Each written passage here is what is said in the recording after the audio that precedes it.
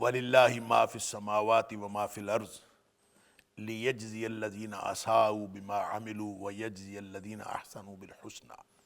اللہ اکبر۔ آگے پھر اللہ کریم نے قیامت کی جو لاجک ہے، قیامت کی جو مقصدیت ہے، جو آخرت کی مقصدیت ہے وہ بتائی۔ وَلِلَّهِ مَا فِي السَّمَاوَاتِ وَمَا فِي الْأَرْضِ، زمین و آسمان کا مالک وہ ہے۔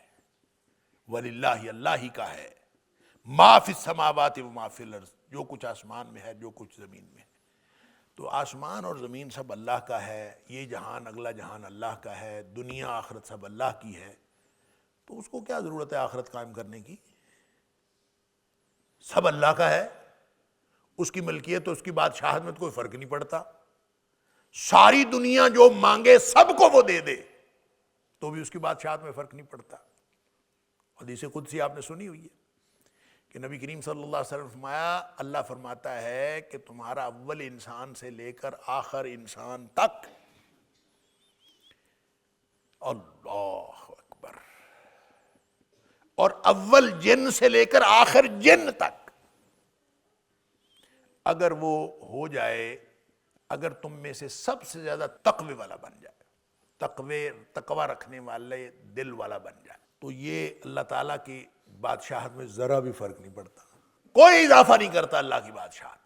اور اگر اول انسان سے لے کر اول آخر جن تک، اور اول انسان سے آخر انسان تک، اول جن سے آخر جن تک، سارے کے سارے کانو علی افجر قلب رجل منکم، کہ وہ سب سے زیادہ بدترین اور بدکار ہو جائے، تب بھی اللہ تعالیٰ کی ذات میں، اللہ تعالیٰ کی بادشاہت میں کوئی فرق نہیں پڑتا۔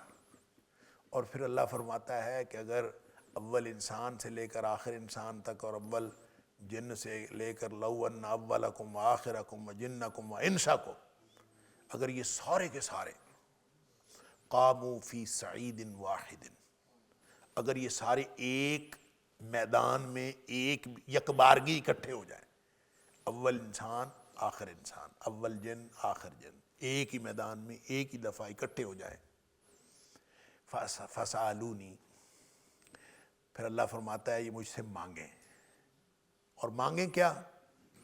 جو جس کے منہ سے نکل جائے۔ اللہ، مانگنے والا تو اس نے منہ ہی کھولنا ہے نا، جو مرضی مانگ۔ اللہ تعالیٰ فرماتا ہے کہ جو مرضی مانگیں اور میں وہ سب کچھ ان کو یکبارگی دے دوں، تو میرے خزانوں میں کوئی کمی نہیں ہوتی۔ اللہ، ما نقص ذالک، یہ میرے من ملکی شیئن میں، میرے بادشاہت کے، میرے اختیار، میرے بادشاہت میں ذرہ بھر بھی کمی نہیں کرتے۔ ہاں اتنی کمی ہو جاتی ہے کہ اگر جو ہے وہ کما ینقص المخیط اذا ادخل البحر، جب سمندر ہو پانی کا اور سمندر میں ایک سوئی ڈالی جائے اور سوئی ڈال کے واپس نکال لی جائے، تو سوئی کی نوک پہ کتنا پانی رہتا ہے جو سمندر میں کمی کر دیتا ہے؟ تو فرمایا اتنی کمی ہو سکتی ہے میرے خزانوں میں۔ اللہ، کیا مطلب؟ یہ بھی انسان کے ادراک کی ادنا ترین حد ہے، سمندر کے مقابلے میں یہ کہنا کہ سوئی کی نوک پہ پانی کتنا آئے گا، وگرنہ حقیقت بات یہ ہے کہ اللہ کے خزانوں میں اتنی بھی کمی نہیں ہوتی۔ تو جب سب کچھ اللہ کا ہے، سب کچھ اس کے پاس ہے، سارے خزانے اس کے پاس ہیں، تو پھر قیامت کیوں رکھی ہے؟ پھر آخرت کیوں رکھی؟ اس کو واضح کرتا ہے، اس کی لاجک اور اس کا مقصد بیان ہوا ہے۔ لِيَجْزِيَ الَّذِينَ أَسَاءُوا بِمَا عَمِلُوا، جنہوں نے برائیاں کی ہیں اس کو بدلہ کون دے گا اگر قیامت نہ ہو تو؟ اگر قیامت نہ آئے، دنیا میں کتنے ظالم ظلم کر رہے ہیں، کتنے جابر جبر کر رہے ہیں، کتنے فرعون فرعونیت دکھا رہے ہیں، جس کے ہاتھ میں جو ہے، جس کی لاٹھی اس کی بھینس، اور ہر چیز جو ہے وہ لوگوں کی ملیا میٹ کی جا رہی ہے، ہر لمحہ لوگوں کے اوپر ظلم کیے جا رہے ہیں، تو ان کا بدلہ کون دے گا اگر قیامت نہ ہوئی تو؟ اگر قیامت نہ ہو تو اس کا مطلب ہے ظالم تو کامیاب ہے۔ تو ان ظالموں کو بدلہ دینے کے لیے اللہ نے قیامت رکھی ہے۔ اللہ، لیجزی الذین اساؤوا بما عملوا، تاکہ اللہ بدلہ دے ان لوگوں کو جنہوں نے برائیاں کی ہیں، جنہوں نے برا کیا ہے بما عملو، جو کچھ انہوں نے کیا ہے برائی کیا، ان کو جزا دے، وَيَجْزِيَ الَّذِينَ أَحْسَنُوا بِالْحُسْنَى، اور جنہوں نے اچھا کیا ہے ان کو ان کے اچھے کرنے کا بدلہ بھی تو ملے، ان کو اچھا بدلہ ملے، ان کو برا بدلہ ملے، جیسا جس نے کیا ہے اس کو بدلہ ملنا چاہیے۔ یہ ایک لاجک ہے، بھی آخر امتحان ہے تو امتحان کا ایک رزلٹ بھی تو آنا چاہیے، تو رزلٹ کب آئے گا؟ آخرت میں آئے گا، یہاں دنیا میں رزلٹ نہیں ہے۔ جس کو ہم رزلٹ سمجھ رہے ہیں یہ امتحان ہے۔ لوگ سمجھ رہے ہیں کہ میں کامیاب ہو گیا، میں نے یہ کیا، میں کامیاب، اور لوگ، اللہ کو معلوم ہے، اللہ اعلم، اللہ اکبر، میری تو سمجھ میں نہیں آتا۔ اللہ تعالیٰ معاف فرمائے ہر طرح کے تکبر سے۔ انسان ہے کیا چیز؟ کہتے ہیں ہم نے یہ کیا، میں نے یہ کیا، پھر میں وہاں کامیابی حاصل کی، پھر میں نے وہاں کامیابی حاصل کی۔ او بھائی، پہلی تو بات یہ ہے کہ کامیابی ہے ہی نہیں، کامیابی تو آخرت میں پتہ چلے گا، اور دوسری بات یہ ہے کہ یہ جو کچھ کیا ہے اللہ نے کیا ہے، تو نے کیا کیا ہے؟ توفیق دی ہے تو اللہ نے دی ہے، سب کچھ تو اللہ کا ہے، ہر چیز تو اللہ کے پاس ہے۔ تجھے زندگی دی اللہ نے دی، زبان دی اللہ نے دی، سماعتیں دی، بصارتیں دی، سب کچھ تو اللہ نے دیا، ہر چیز تو اللہ نے دی ہے، تو پھر تیرے اپنے پلے کیا چیز ہے؟ دماغ میں سوچ ڈالتا ہے تو وہ ڈالتا ہے، قوت گویائی عطا فرماتا ہے تو وہ عطا فرماتا ہے، سب کچھ اللہ کرتا ہے، اور اللہ ہم سے کام لے رہا ہے، اس پر اللہ کا شکر کرنا چاہیے۔ لوگ کہتے ہیں کہ ہم فخر کرتے ہیں۔ نبی اکرم صلی اللہ علیہ وسلم فرماتے ہیں کہ میں سارے جو آدم کی اولاد ہیں اس کا میں سب سے سردار ہوں، سب کا، انا سید ولد آدم ولا فخر، اس پر میں فخر نہیں کرتا۔ اللہ، اور قیامت والے دن میرے ہاتھ میں لواء الحمد ہوگا، حمد کا جھنڈا ہوگا، لیکن میں اس پر فخر نہیں کرتا۔ نبی پاک صلی اللہ علیہ وسلم اپنی ساری باتیں بتا کے فرماتے ہیں اس پر فخر نہیں ہے، اور اللہ کے بعد کائنات کی سب سے بزرگ ہستی جو ہے نبی اکرم صلی اللہ علیہ وسلم، ان کو تو کسی بات پہ فخر نہیں ہے، اور ہم کسی بات کی مولی ہیں، ہم کہتے ہیں فخر ہے، ہم جو ہے وہ فلاں ہیں، ہم جو فلاں، انا للہ۔ لہٰذا یہ بدلے سارے وہاں ملنے ہیں۔ دنیا میں جو کیا ہے، جو حرکتیں کر رہے ہیں، جو ہو رہی ہیں، جو کی جا چکی، جو اس دنیا سے چلے گئے، جو موجود ہیں اور جو آئندہ آئیں گے، ہر شخص دنیا کے لیے، اپنی دنیا کے لیے، اپنی دنیا کے لیے کرتا ہے۔ اللہ تعالیٰ فرماتا ہے اس کا بدلہ تو وہاں ملے گا نا، لِيَجْزِيَ الَّذِينَ أَسَاءُوا بِمَا عَمِلُوا وَلِيَجْزِيَ الَّذِينَ أَحْسَنُوا بِالْحُسْنَى، اچھے لوگوں کو اچھا بدلہ، اور اگر برے لوگوں کو سزا نہیں ملنی تو پھر یہ سزا اچھے لوگوں کو مل جانی چاہیے نا، وہ نیکیاں کیوں کرتے رہے؟ اگر نیکیاں کرنے پر بھی وہی کچھ ہے اور برائیاں کرنے پر بھی وہی کچھ ہے۔ میرے پاس سٹوڈنٹس آتے ہیں نا، وہ کہتے ہیں جناب میں نے یہ غلطی میں سے ہو گئی ہے، مجھے معاف کر دیں، اور مجھے جو ہے وہ اسی کے مطابق کنسیڈر کر لیں جس کے مطابق باقی لوگوں نے کیا ہے، وہی کر لیں۔ اس سے غلطی ہوئی ہے، ان سے غلطی نہیں ہوئی، ایک نے غلطی کی ہے، ایک نے غلطی نہیں کی، دونوں برابر ہو سکتے ہیں۔ لہذا میں کہتا ہوں کہ اگر آپ کی غلطی معاف کرنی ہے نا، تو جن لوگوں نے اس بات کو پورا کیا ہے اور کوئی غلطی نہیں کی، ان کے لیے کوئی سزا تجویز کر لے، ان کو پھر سزا دیں نا کہ انہوں نے کیوں کیا۔ انہوں نے جب نیکی کی ہے، برائی کرنے والے کو اور نیکی کرنے والے کو برابر ہی کر دینا ہے، تو پھر نیکی کرنے والے کو سزا ملنی چاہیے نا، کیوں اس نے نیکی کیوں کی، اس نے کیوں زندگی نیکیوں میں ضائع کی۔ اللہ کے پاس، اللہ کے ساتھ، اللہ کی طرف ظلم کی نسبت بھی نہیں کی جا سکتی، لہذا اللہ پورا عدل کرے گا انشاءاللہ، پورے کے پورے بدلے ملیں گے۔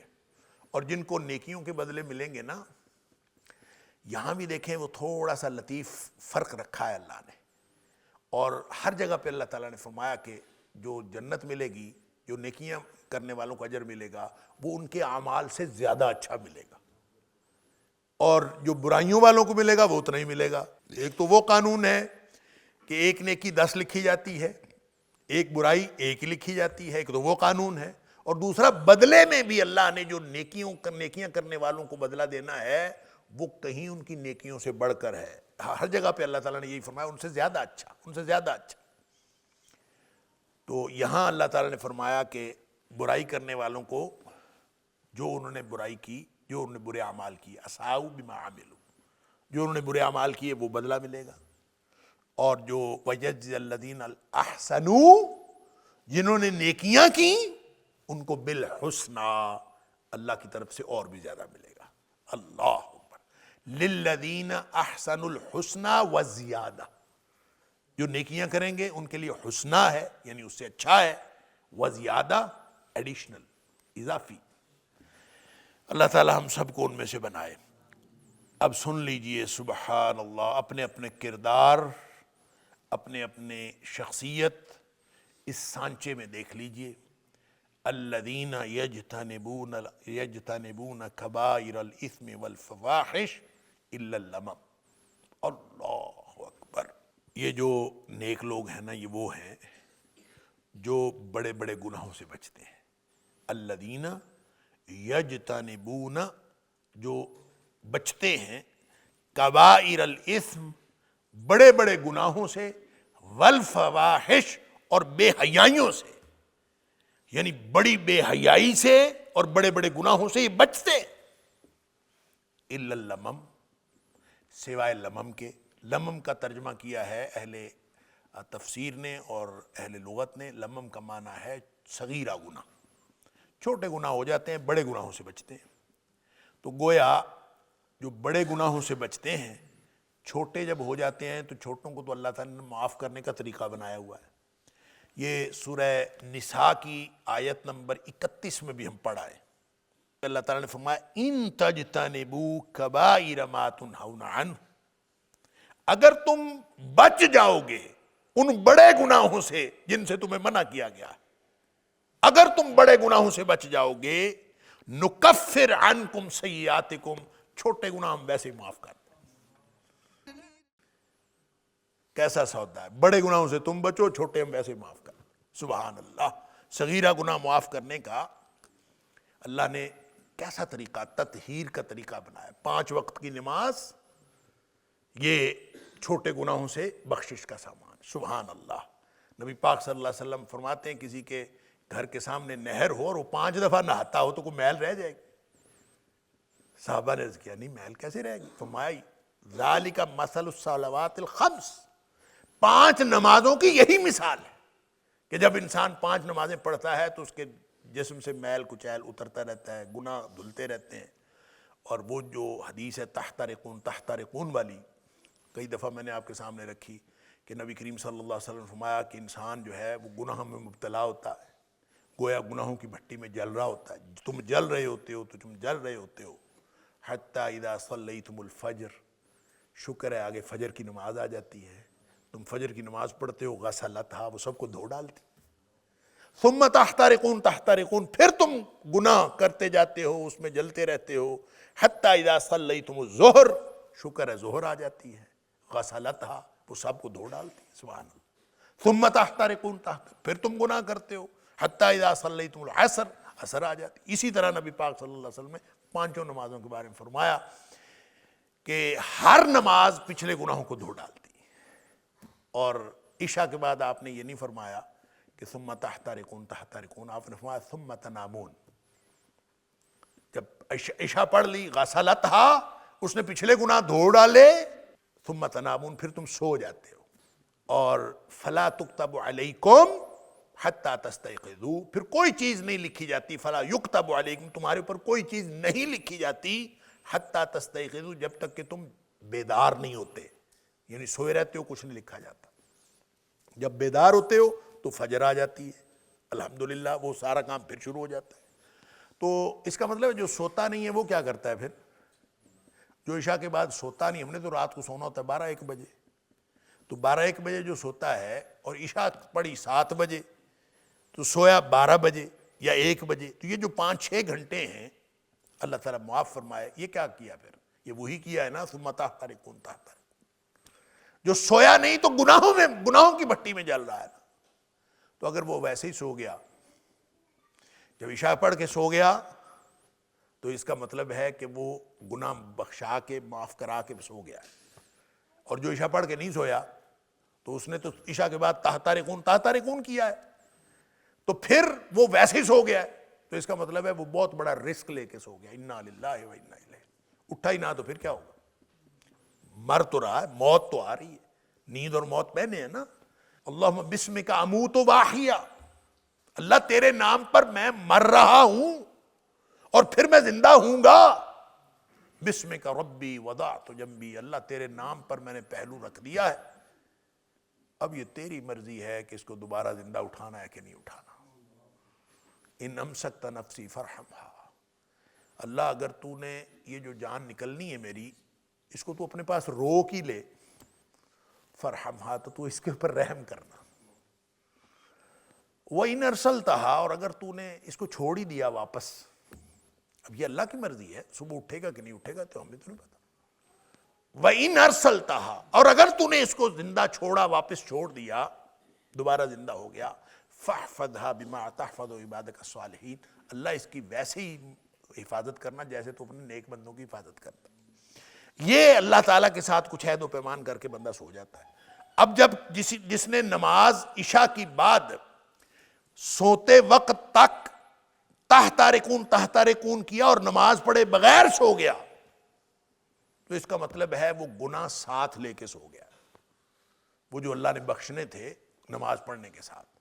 لہٰذا نبی پاک صلی اللہ علیہ وسلم نے عشاء کے بعد جاگنے سے اور عشاء سے پہلے سونے سے منع کیا ہے. عشاء سے پہلے سونا نہیں ہے، عشاء کے بعد جاگنا نہیں. ہم عشاء کے بعد جاگتے ضرور ہیں. تو اس کا طریقہ یہ ہے کہ جو حضرت ابو ہریرہ رضی اللہ تعالیٰ عنہ کو نبی کریم صلی اللہ علیہ وسلم نے فرمایا تھا کہ ابو ہریرہ سونے سے پہلے وتر پڑھنا نہ بھولنا. اس کا مطلب ہے مسئلہ حل ہو گیا. اگر عشاء کے بعد جاگنا ہو تو یہ جو وتر ہے یہ عشاء کی نماز کا حصہ نہیں ہے، یہ رات کی نماز ہے. لہٰذا اگر جاگنا ہو تو اس کو وتر کو چھوڑ دیں اور پھر سونے سے پہلے وتر پڑھ لیں. اگر اللہ تعالیٰ کوئی 2 نفل علاوہ ازیں پڑھنے کی توفیق دے دے تو بہت اچھا ہے، اور نہیں تو سوتے وقت وتر پڑھ لیں. لہٰذا انشاءاللہ وہ جو تحت رکون ہوا ہے وہ غسلتھا ہو جائے گا انشاءاللہ. اب بات اصل میں یہ ہے کہ صغیرہ گناہ نماز سے نماز کے درمیان جو آئے معاف ہو گئے انشاءاللہ. صغیرہ رمضان جمعے اور جمعے کے درمیان آئے، ایک جمعہ پڑھا اگلا جمعہ پڑھا، درمیان میں جو آئے معاف انشاءاللہ. یہ ہے چھوٹے گناہ جو اللہ نے الا اللمم، چھوٹے گناہ، صغیرہ گناہ. اور وہاں بھی فرمایا نکفر عنکم سیئاتکم، بڑے گناہوں سے تم بچو، چھوٹے ہم ویسے معاف کر دیں. اور چھوٹے معاف کرنے کا اللہ نے نظام بنایا ہے، نماز سے نماز تک، اور جمعے سے جمعے تک، رمضان سے رمضان تک، عمرے سے عمرے تک، حج سے حج تک. چھوٹے گناہ ویسے معاف ہو جائیں گے بغیر توبہ. لیکن یہ صغیرہ معاف ہوتے ہیں، کبیرہ نہیں ہوتے. کبیرہ بغیر توبہ کے نہیں معاف ہوتے. اور جو صغیرہ انسان مسلسل کرتا ہے، اس پہ اصرار کرتا رہے، یعنی کرنے کے بعد، گناہ کرنے کے بعد صغیرہ ہی تھا، اس کو چھوڑا نہیں ہے، اصرار ہے، ایک دفعہ کیا پھر کیا پھر کیا پھر کیا، تو وہ سمجھتا ہے کہ صغیرہ ہی ہے نا. حالانکہ صغیرہ جس پر اصرار کیا جائے وہ کبیرہ بن جاتا ہے. جب وہ کبیرہ بن جائے گا تو وہ صرف نمازیں پڑھنے سے معاف نہیں ہوگا.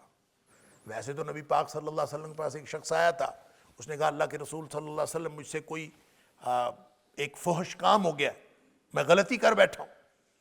تو نبی کریم صلی اللہ علیہ وسلم نے فرمایا تو نے ہمارے ساتھ نماز نہیں پڑھی. اس نے کہا اللہ کے رسول صلی اللہ علیہ وسلم نماز پڑھی ہے. آپ نے فرمایا بس پھر اللہ نے معاف کر دیا. اللہ صغیرہ معاف کیا ہے، لیکن انسان اس کو چھوڑے ہی نہ، بار بار کرتا رہے، تو اس کا مطلب ہے وہ صغیرہ نہیں ہے، وہ کبیرہ ہے. پھر وہ توبہ کے بغیر معاف نہیں ہوتا. اللہ تعالیٰ معاف فرمائے. اب یہ جو لمم فرمایا نا، یہ جو المام ہوتا ہے، وہاں تو سیدھا ہی فرمایا کہ بڑے گناہوں سے بچ جاؤ، نکفر عنکم سیئاتکم، چھوٹے گناہ معاف کر دیں گے.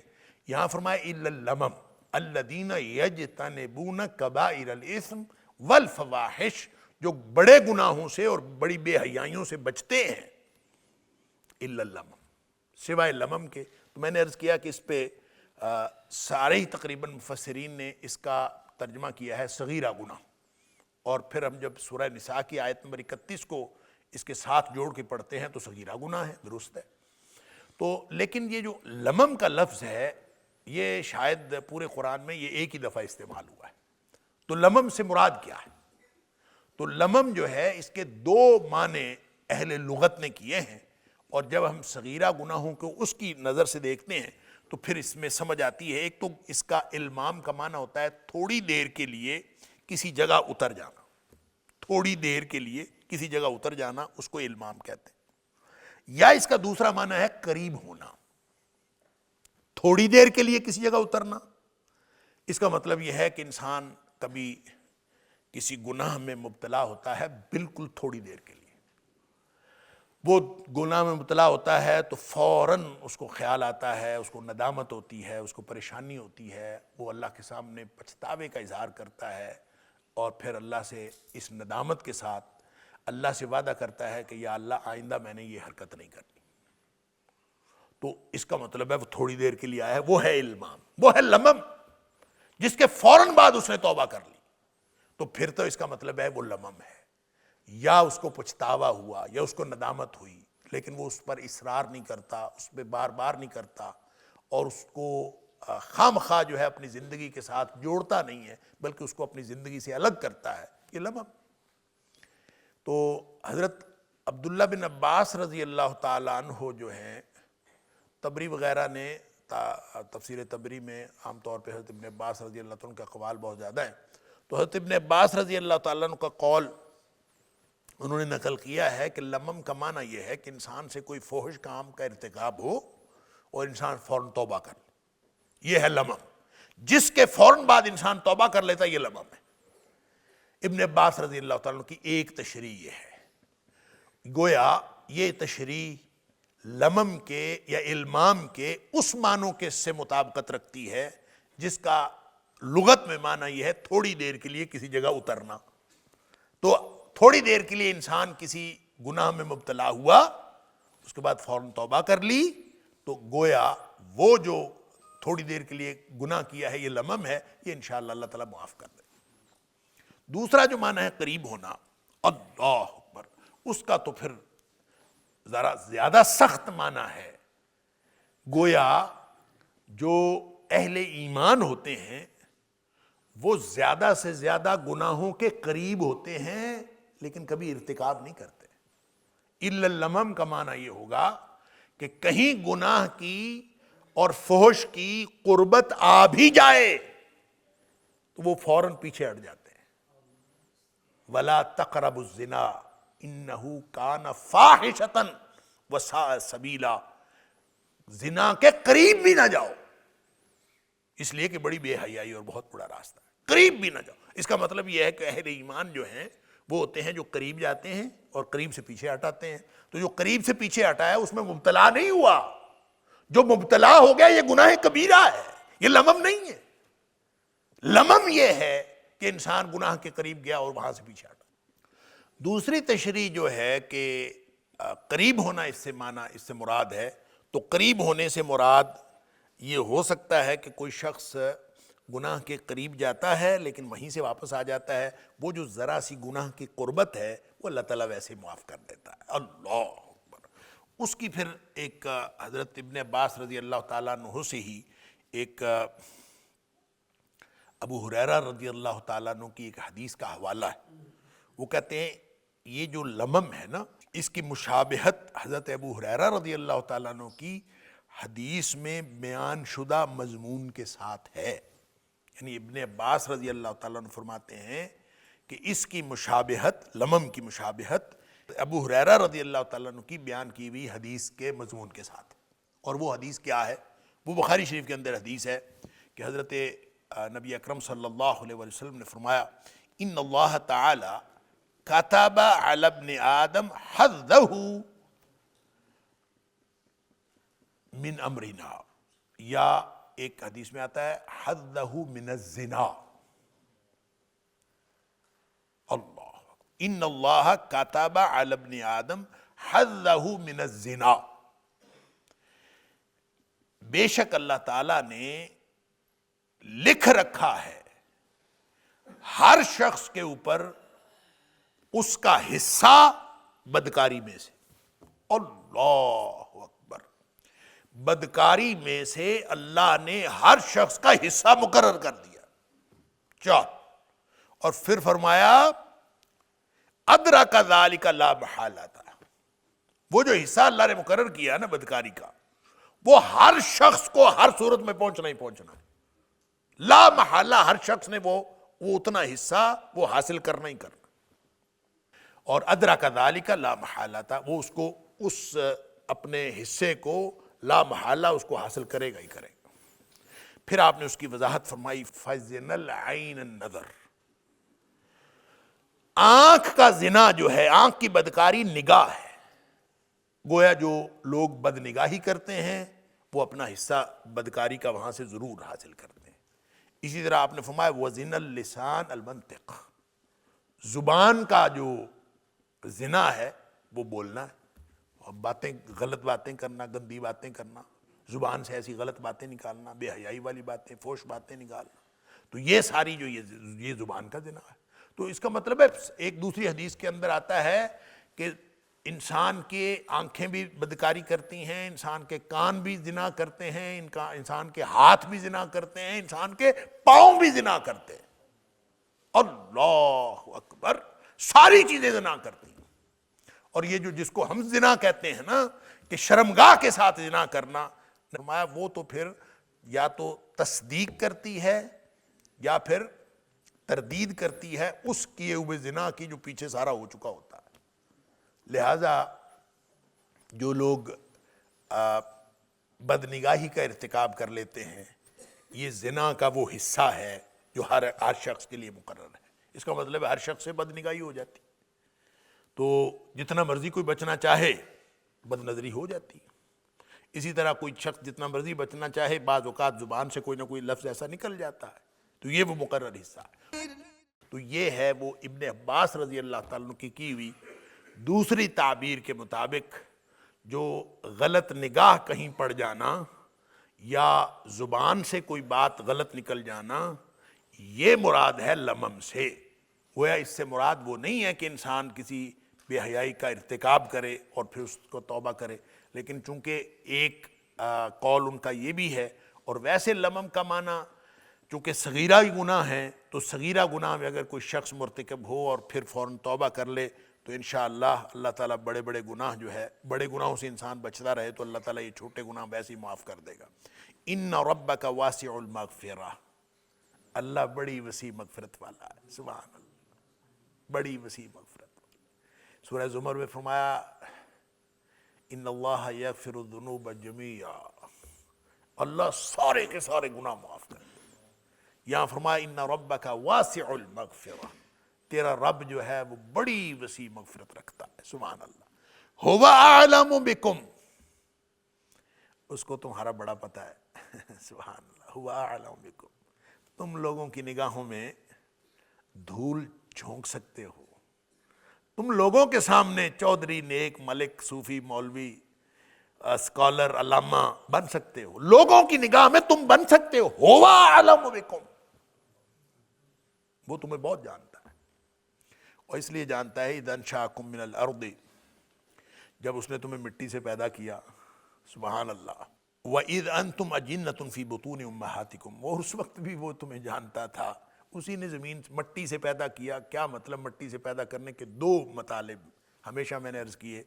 ایک مطلب تو اس کا یہ ہے کہ ہمارے جو بابا جی آدم علیہ السلام ہیں ان کا پتلا مٹی سے بنایا، پھر اس کے بعد ان کی پسلی سے ان کی بیوی کو پیدا کیا، پھر وہ دو ماں باپ بن گئے، پھر ان دونوں سے بہت سارے مرد اور عورتیں زمین میں پھیلا دیے، جیسے سورہ نساء کی پہلی آیت میں ہے یا ایھا الناس اتقوا ربکم الذی خلقکم من نفس واحدہ وخلق منها زوجہا وبث منہما رجالا کثیرا ونساء۔ یہ کام آگے چل پڑا تو ابتدائی جو بنا تھا ایک بت، حضرت آدم علیہ السلام کو مٹی سے بنا تھا۔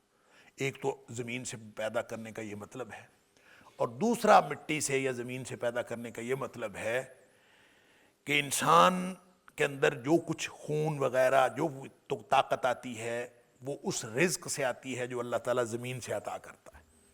تو زمین سے جو کچھ آتا ہے اس خوراک سے انسان کی طاقت بنتی ہے، اس سے خون بنتا ہے، اس سے پٹھے بنتے ہیں، اس سے انسان کا جو ہے وہ خون سے پھر اس کا انسان کا نطفہ بنتا ہے، وہ اس نطفے سے انسان نے اللہ کو پیدا کیا ہے۔ هل أتى على الإنسان حين من الدهر لم يكن شيئا مذكورا. اللہ انا خلقنا الانسان من نطفۃ امشاج. تو اس قطرہ آب سے اللہ تعالیٰ نے پیدا کیا، اور وہ قطرہ آب کس سے بنتا ہے؟ اس کا خلاصہ ہے جو زمین سے انسان جو ہے اس کو رزق عطا ہوتا ہے، اس کا خلاصہ ہے. لہذا دونوں اعتبار سے اللہ تعالیٰ نے زمین سے پیدا کیا. وَإِذْ، اور اس وقت بھی وہ تمہیں جانتا ہے، بہت جانتا ہے. انتم اجنۃ فی بطون امہاتکم، جب تم چھپے ہوئے بچے تھے نا. اجنہ جنین کی جمع، جب تم بچے تھے. جنین کہتے ہیں کسی چھپی ہوئی چیز کو. اور ماں کے پیٹ میں، جب ماں کے رحم میں جب حمل ٹھہرتا ہے تو اس کو جنین کہا جاتا ہے اس وقت تک جب تک وہ ڈلیور نہیں ہو جاتا. یعنی بچہ جو ماں کے پیٹ میں ہوتا ہے وہ جنین ہوتا ہے. تو وہ اس کے سارے مراحل وہ جنین کے مراحل ہیں. جنین اس لیے کہ وہ پوشیدہ بچہ ہے. تو تم ماں کے پیٹوں میں بچے تھے. وَإِذْ أَنْتُمْ، اور اس وقت جب تم اجنۃ چھپے ہوئے بچے تھے ماں کے پیٹوں میں. فی بطون امہاتکم، اپنی ماؤں کے پیٹوں میں. اللہ تو تمہارا ساری اوقات جانتا ہے، سبحان اللہ، سب کچھ جانتا ہے. هُوَ أَعْلَمُ بِكُمْ، تم ہو کیا چیز اللہ کو سب پتہ ہے. اللہ سورہ ملک میں فرمایا الا یعلم من خلق، جس نے پیدا کیا ہے کیا وہ نہیں جانتا؟ وہی تو جانتا ہے. تم اپنے بارے میں اتنا نہیں جانتے جتنا وہ تمہارے بارے میں جانتا ہے. اس لیے کہ وہ اس وقت بھی تمہیں جانتا تھا جب تم زمین سے پیدا کیے گئے، جب تمہاری حالت یہ تھی کہ تم بابا آدم کی صلب میں تھے، اس وقت بھی وہ تمہیں جانتا تھا. اور جب تم اپنے باپ کی صلب میں تھے تب بھی وہ جانتا تھا. اور جب تم ماں کے پیٹ میں تھے تب بھی وہ تمہیں جانتا تھا. اللہ فلا تزکوا انفسکم. اب خام خواہ لوگوں کے سامنے اپنا آپ بڑا بنانے کی کوئی ضرورت نہیں ہے. فلا تزکوا انفسکم، اب اپنے آپ کو پاکیزہ نہ بنایا کرو لوگوں کے سامنے، پاک صاف نہ سمجھا کرو. فلا تزکوا انفسکم. اللہ اکبر. اپنی جانوں کی پاکیزگی کا دعویٰ نہ کیا کرو. اللہ اکبر. میں بڑا ایسے ہوں، میں بڑا ایسے ہوں، میں بڑا کیا ہوں. اللہ کو سب پتا ہے. اللہ تعالیٰ پردے رکھے تو بس پردے رکھے رہ جاتے ہیں. ستار العیوب ہے، اس سے دعا کیا کریں کہ اللہ جس نے دنیا میں پردے رکھے ہیں اللہ آخرت میں بھی پردے رکھے. اللہم احسن عاقبتنا فی الامور کلہا واجرنا من خزی الدنیا وعذاب الاخرہ. اللہ دنیا کی رسوائی سے بھی بچا اور اللہ آخرت کے عذاب سے بھی بچا. اور آخرت میں تو اس نے فرمایا یوم تبلی السرائر، اس دن سارے راز باہر آ جائیں گے. اللہ فلا تزکوا انفسکم، اپنے جانوں کی اپنے آپ کی پاکیزگی کا دعویٰ نہ کیا کرو. وہ تمہیں بہت جانتا ہے. وہ اس وقت بھی جانتا تھا جب اس نے تمہیں پیدا کیا، جب تم باپ کی پشت میں باپ کی صلب میں تھے اس وقت بھی تمہیں جانتا تھا. اور جب تم ماں کی پیٹ میں تھے اس وقت بھی وہ جانتا ہے. اور اب اگر باہر آ گئے اور اس نے تمہیں بنا دیا ہے بولنے والا اور سننے والا، اور پاؤں زمین پہ ٹکنے لگے ہیں اور گلے سے آواز نکلنے لگی ہے، اور تم کہتے ہو میں ایسے اور ہم ایسے. اللہ فلا تزکوا انفسکم. اللہ لوگوں پر انسان کو اپنی خوبیاں بڑی نظر آتی ہیں، اپنی خوبیاں بڑی نظر آتی ہیں، دوسروں کی برائیاں بڑی نظر آتی ہیں. غیبت اسی لیے گناہ ہے. غیبت اسی لیے گناہ ہے. کس لیے گناہ ہے؟ کہ دوسروں کی برائیاں کیوں کرتے ہو اور اپنے آپ کو پاک کیوں کرتے ہو؟ اپنی برائیاں رکھا کرو نا سامنے، دوسروں کی پاکیزگیاں رکھا کرو، دوسروں کی نیکیاں رکھا کرو. دوسرے کا ذکر کرو ہی نہ، کرنا ہو تو اچھا کرو. لہذا فرمایا کہ جو آخرت پر ایمان رکھتا ہے اور اللہ پر ایمان رکھتا ہے فَلْيَقُلْ خَيْرًا أَوْ لِيَصْمُتْ، یا اچھی بات کیا کرو یا پھر خاموش رہا کرو. اور یہ اچھی بات کسی کے بارے میں کر لو تو ٹھیک ہے. وہ میرے والد صاحب رحمۃ اللہ علیہ فرمایا کرتے تھے کہ بات کرنی کون سی ہے، کسی کے بارے میں بات کرنی کون سی. نہ تو اگر کوئی بات سچی ہو اور اس کو اچھی نہ لگتی ہو اور اس کی غیر موجودگی میں کی جائے سچی بات، تو وہ غیبت ہے. اگر شرارت کی نیت سے کی گئی تو وہ نمیمہ، وہ چغلی ہے، اور اگر جھوٹی بات کی گئی تو وہ بہتان ہے، جھوٹی بہتان ہے۔ سچی کی گئی منہ پہ، وہ کہتا ہے ہم تو منہ پہ کرتے ہیں، یہ تانا ہے، وَيْلٌ لِكُلِّ ہُمَزَةٍ لُمَزَةٍ، اس کے لیے بھی بربادی ہے جو منہ پہ تانے مارتا ہے۔ جو چغلی کرتا ہے غیر موجودگی میں، شرارت کی نیت سے کرتا ہے، اس کے لیے بھی ویل ہے۔ جو منہ پہ تانا مارتا ہے اس کے لیے بھی ویل ہے۔ تو سچی بات نہ منہ پہ کی جا سکتی ہے، نہ غیر موجودگی میں کی جا سکتی ہے۔ جو بہتان ہے، جھوٹ ہے، وہ تو جھوٹ ہے، وہ تو کہیں بھی نہیں کیا جا سکتا، تو پھر بات کون سی کی جا سکتی؟ اس لیے حضرت حافظ محمد رحمۃ اللہ علیہ، ان کا شعر والد صاحب پڑھا کرتے تھے، یہ کہنے کے بعد، سرور عالم چپاں وٹیاں حاجت باج نہ بولے، سرور عالم چپاں وٹیاں حاجت باج نہ بولے، تھوڑے لفظ تے مانے بہتے دانش منداں تولے۔ نبی کریم صلی اللہ علیہ وسلم اکثر خاموش رہتے تھے، اور جب بات کرتے تھے تو تھوڑی سی بات کرتے تھے، اور نبی کریم صلی اللہ علیہ وسلم کو اللہ نے جامع کلام عطا فرمایا تھا۔ آپ نے فرمایا اوتیت جوامع الکلم، مجھے کلام کی جامعیت عطا کی گئی ہے۔ آپ تھوڑا بولتے تھے، اس کے معنی بہت زیادہ ہوتے تھے۔ تو گویا خاموشی، اس لیے نبی پاک صلی اللہ علیہ وسلم من صامت نجا، جو خاموش ہو گیا، یہ خاموش ہو گیا کا ترجمہ پتہ کیا ہے؟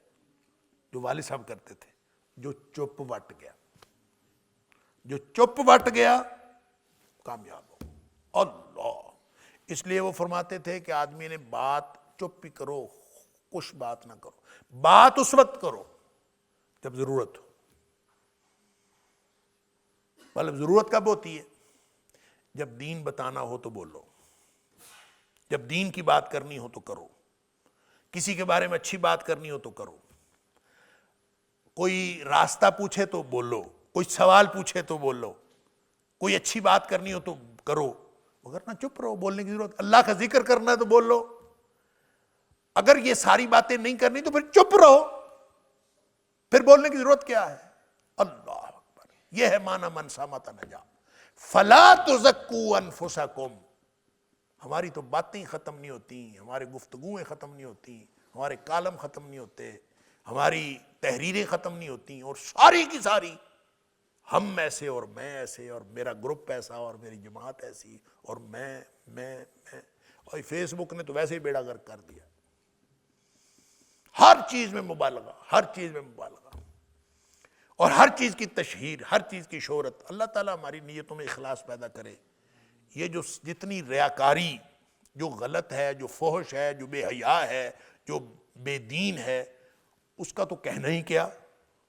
جو دین والے، ان کے اندر جو شہرت والی بات اور اپنے آپ کو، جو اپنے آپ کی پاکیزگی کا جو دعویٰ ہے، یہ جس قدر آج شروع ہو گیا ہے، ایسا کبھی پہلے نہیں تھا۔ آپ دیکھ لیں، دینداروں کی پوسٹیں دیکھا کریں، دینداروں کی پوسٹیں دیکھیں، ان کو ذرا اس معیار سے، قرآن کے معیار کے مطابق دیکھیں وہ کیا کہہ رہا ہے۔ کوئی آپ کو نہیں ملے گا جو اپنی پاکیزگی کا دعویٰ نہ کر رہا ہو۔ اپنی پاکیزگی دوسروں کی برائیاں، اپنی پاکیزگی دوسروں کی برائیاں۔ اللہ فرماتا ہے او بندے تیری اوقات کیا ہے میں جانتا ہوں، تمہارا رب سب جانتا ہے، تمہاری اوقات کیا ہے وہ بھی جانتا ہے، اور جب تم کچھ نہیں تھے تب بھی جانتا تھا، اور جب تو ماں کے پیٹ میں تھا تب بھی جانتا تھا۔ تو اب اپنی اوقات یاد رکھنا، پھر ایسے خام خواہ اپنے آپ کو پاکیزگی کے اور اپنی پارسائی کے دعوے کرنے کی کیا ضرورت ہے؟ ہر بندے کا دعویٰ پارسائی کا، ہر بندے کا دعویٰ پارسائی کا۔ انا للہ و انا الیہ راجعون۔ فلا تزکوا انفسکم، اپنی پارسائی کا دعویٰ نہ کرو، وقت ہو گیا ہوا اعلم بمن اتقی۔ اللہ کو خوب پتہ ہے کہ کس کے دل میں تقوی ہے، اور تقوی کیا ہوتا ہے؟ اللہ کی ناراضگی سے بچنے کی فکر اور اللہ کی خوشنودی حاصل کرنے کی تڑپ، وہ جس میں ہے اللہ کو خوب پتہ ہے. تمہیں گلے پھاڑ پھاڑ کر اور چیخ چیخ کر لوگوں کو بتانے کی ضرورت نہیں کہ میں بڑا پاک ہوں، میں بڑا نیک ہوں، میں بڑا پارسا ہوں. یہ کہنے کی ضرورت نہیں، اللہ کو خوب پتہ ہے. اللہ تعالیٰ مجھے اور آپ کو، ہم سب کو اس معیار کے مطابق بنائے. وہ ہمارے شیخ، اللہ تعالیٰ ان کو صحت والی لمبی زندگی عطا فرمائے، صحت اور ایمان والی. شیخ عبد الرشید مجاہد آبادی حافظہ اللہ، وہ فرمایا کرتے ہیں کہ فکر اس بات کی کر کہ جب تو اللہ کے سامنے جائے تو اللہ تجھے کذبتا نہ کہے، صدقتا کہے. اللہ تعالیٰ ہم سب کو ان میں سے بنائے. وآخر دعوانا الحمدللہ رب العالمین. إن هذا القرآن يهدي للتي هي أقوم ويبشر المؤمنين الذين يعملون الصالحات أن لهم أجرا كبيرا